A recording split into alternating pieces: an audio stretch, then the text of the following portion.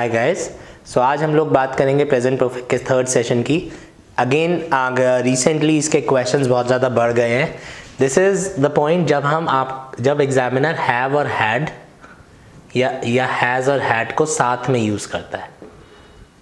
So we will try and understand how we can use have and had together and has and had together. अब इसको समझने के लिए पहले हमारे को एक बात समझनी पड़ेगी कि हैव और हैज़ जो होता है ये हेल्पिंग वर्ब भी होता है। हेल्पिंग वर्ब मतलब जो हमने फर्स्ट सेशन में बात किया था, have and has is helping verb, जिसके साथ आप थर्ड फॉर्म यूज करेंगे वर्ब की। प्लस हैव जो होता है वो मेन वर्ब की तरह भी काम करता है, राइट? तो हैव और हैज़ वर्ब की तरह भी काम कर सकते हैं।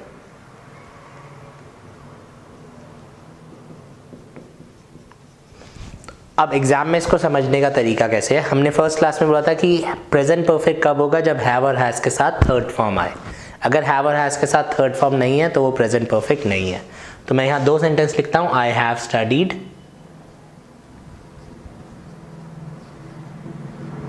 I have a car.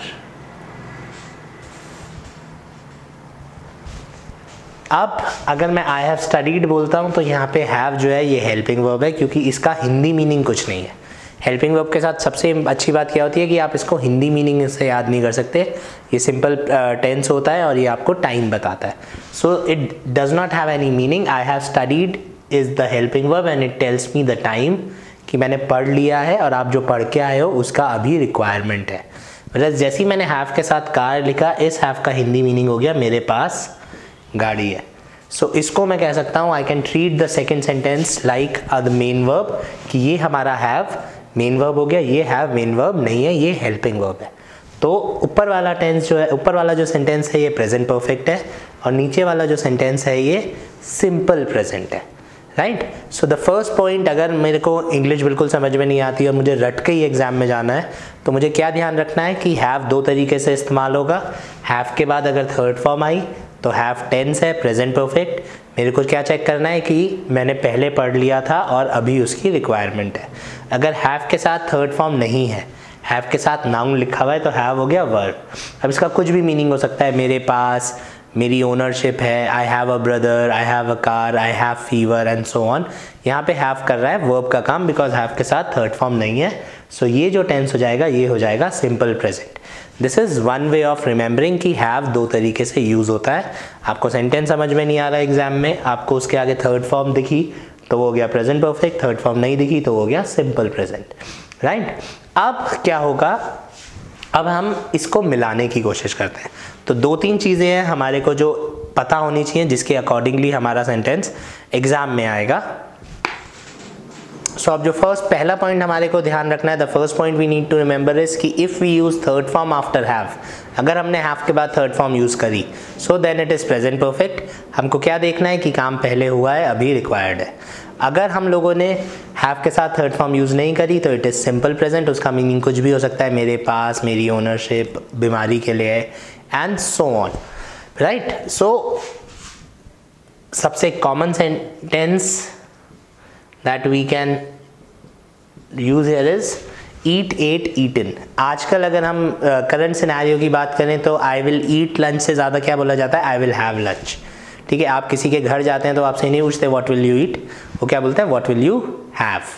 तो अगेन हमें स्पेशली हिंदी मीडियम स्टूडेंट्स को ऐसे याद रखना पड़ेगा कि ईट की जगह आजकल हम लोग हैव और हैज़ यूज़ करते हैं। तो ईट फर्स्ट फॉर्म है, एट सेकेंड फॉर्म है और ईटन थर्ड फॉर्म है। सो ईट की जगह आजकल क्या यूज होता है? हैज़ और हैव। एट की जगह क्या यूज होता है? हैड। और थर्ड फॉर्म भी क्या है? हैड। सो ये वर्ब्स हैं, ये हेल्पिंग वर्ब्स नहीं है। अब हम तीन सेंटेंस लिखते हैं, I eat lunch, I ate lunch and I have eaten lunch. मैं खाना खाता हूं, रोज की बात हो गई, दिस इज सिंपल प्रेजेंट। ये बात करेगा एवरी डे। तो आई ईट लंच का मतलब है मैं रोज खाना खाता हूं। इसके आगे एग्जामिनर ने लिखा होगा एट 1 o'clock, मैं 1 बजे खाना खाता हूं, मतलब रोज 1 बजे आप खाना खाते हैं। I ate lunch is simple past. इसका मतलब है मैंने खाना खाया था, दैट्स इट, उसकी ज़रूरत नहीं है। कल रात खाना खाया था क्या? हाँ यार कल रात खाना खाया था, I ate lunch. I have eaten lunch,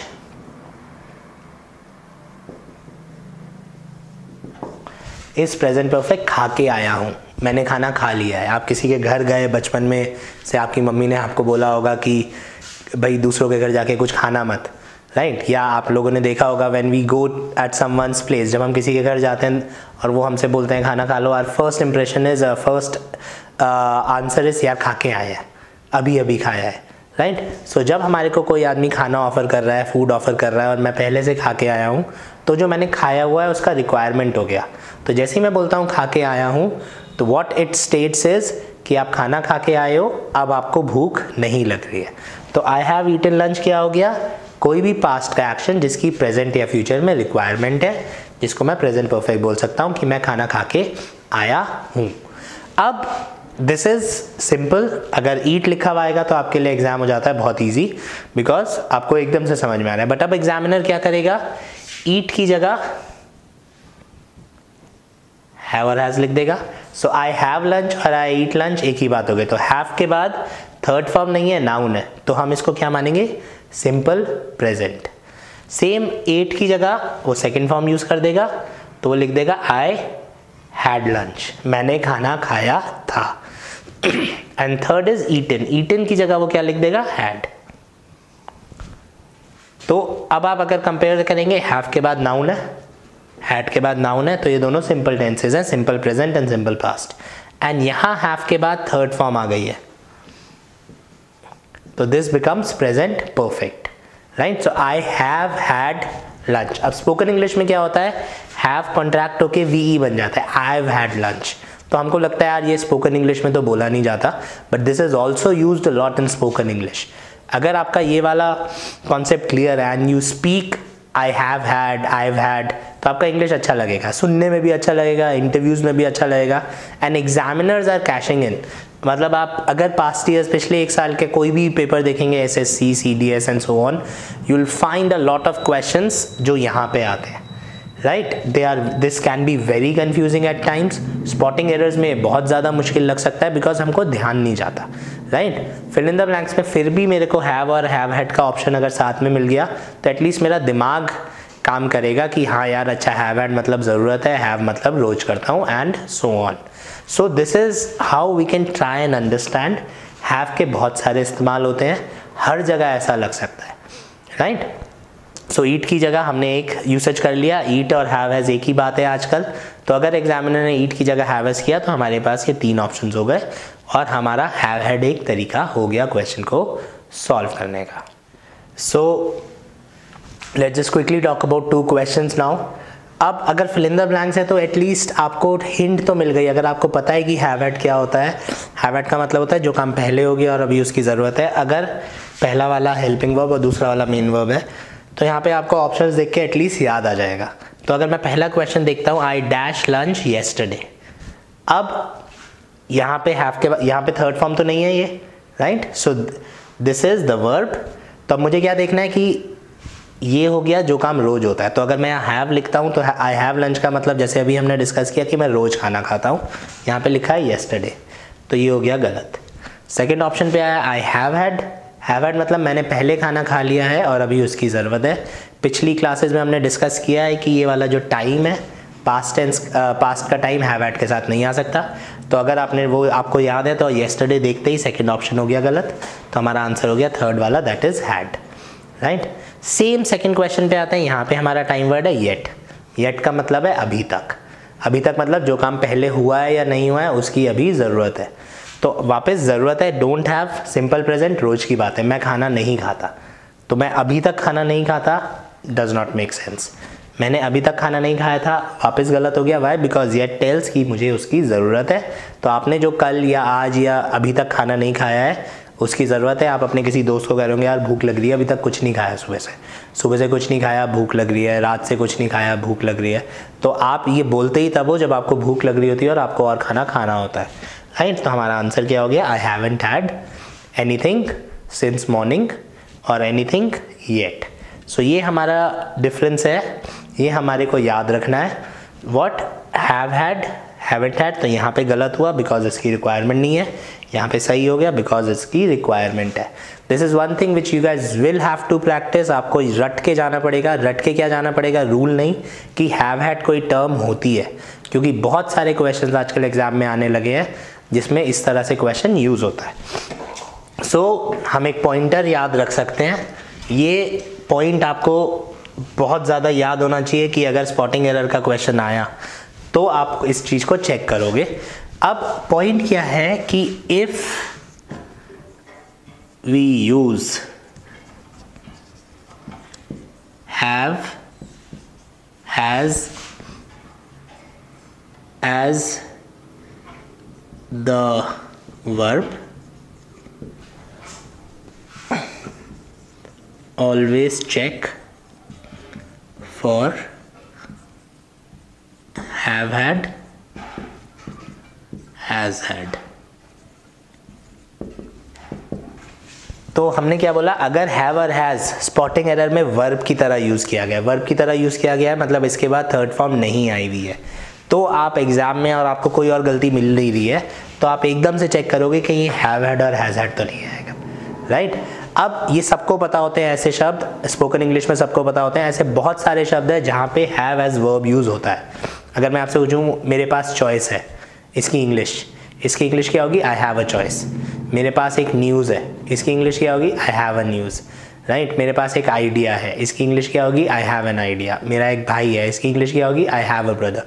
सो इन सब जगह पे आप हैव लगा रहे हैं, हैज़ लगाएंगे, बट उसके आगे थर्ड फॉर्म नहीं लगाएंगे, right. I have a news, I have a choice, I have an idea, तो आप थर्ड फॉर्म नहीं लगा रहे हैं। थर्ड फॉर्म नहीं लगा रहे हैं इसके मतलब क्या है कि यहाँ पे ये वर्ड एज वर्ब यूज़ हो रहा है।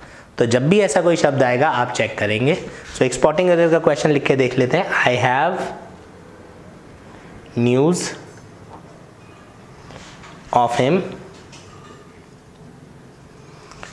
सिंस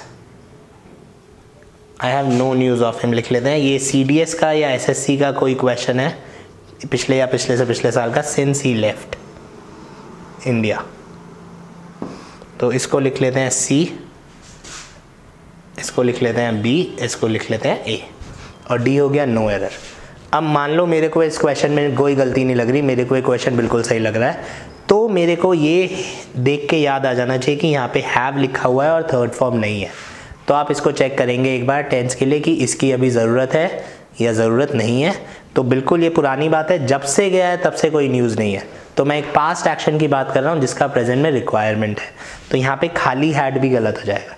अगर यह सेंटेंस होता है I had no news of him since he left India, तो भी ये गलत हो जाता है। वाई? बिकॉज यहाँ पे हमारे को लिखना है I have had no news of him since he left India. थोड़ा सा ट्रिकी है ये, इसके अभी हम थोड़े से क्वेश्चंस करेंगे, फिर आपको ये थोड़ा सा ज़्यादा समझ में आएगा। But the first idea is, ये आप चीज़ दिमाग में बिठा लीजिए कि अगर हैव के बाद आप नाउन लगा रहे हैं तो वो सिंपल प्रेजेंट है।